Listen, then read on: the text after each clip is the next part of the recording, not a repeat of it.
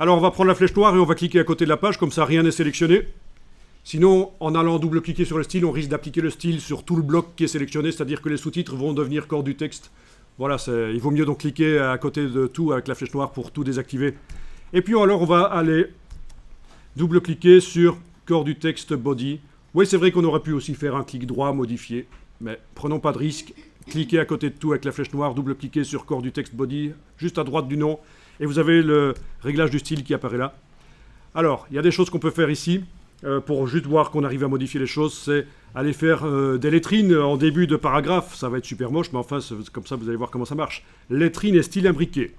Alors, les lettrines dans InDesign, ceux qui ont déjà fait du InDesign, est-ce que c'est simple, les lettrines dans InDesign? Jamais essayé? Oh, vous n'êtes pas allé loin dans InDesign, misère. Hein? Apparemment. Non, je m'attendais à ce que vous disiez, oui, c'est super simple, les lettrines. Il suffit de cliquer un peu, clic, clic, clic, et c'est fait. C'est vachement compliqué, les lettrines dans InDesign, pour faire des belles lettrines. Parce que le réglage de lettrines de InDesign de base là qu'on a là, il est pourri. Il nous permet que de faire des lettrines qui s'agrandissent par le haut. Vous allez voir.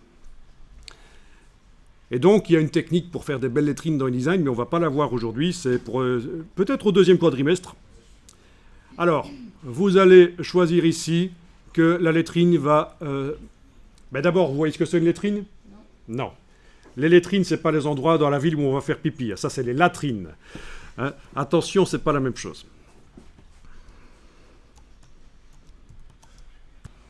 Alors ici, dans Google, j'ai juste tapé lettrine. En anglais, ça s'appelle drop cap, je pense. Donc, je dis ça parce que dans Google, en général, on trouve plus de choses en anglais. Et vous avez des manuscrits moyenâgeux ici. Hein?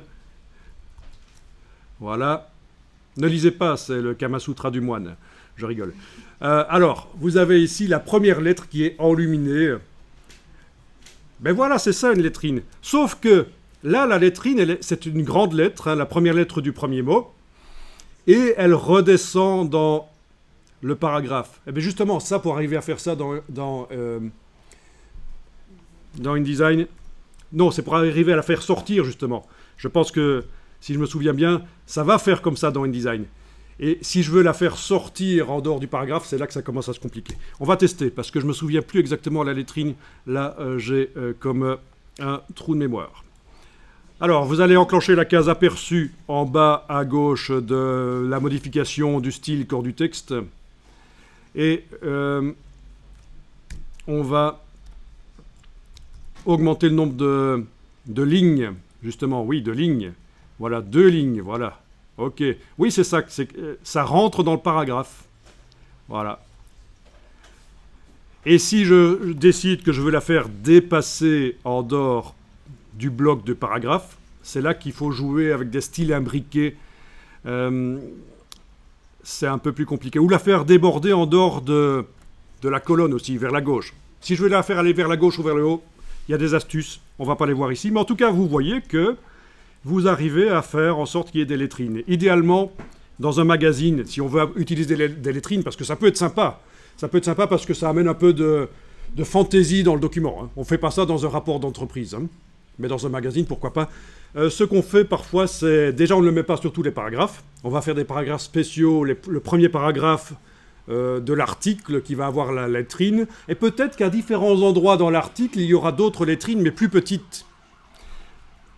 Voilà, mais juste pour vous montrer que oui, en effet, corps du texte permet de modifier tous les paragraphes qui utilisent corps du texte. Voilà, on va annuler parce qu'on ne veut pas faire ça, hein, mais c'était juste un petit test pour que ceux qui ne connaissaient pas encore les styles puissent comprendre que ça modifie dans tout le document. On n'a pas été vérifié, mais c'est dans tout le document normalement qu'il y avait des lettrines sur ces paragraphes corps du texte.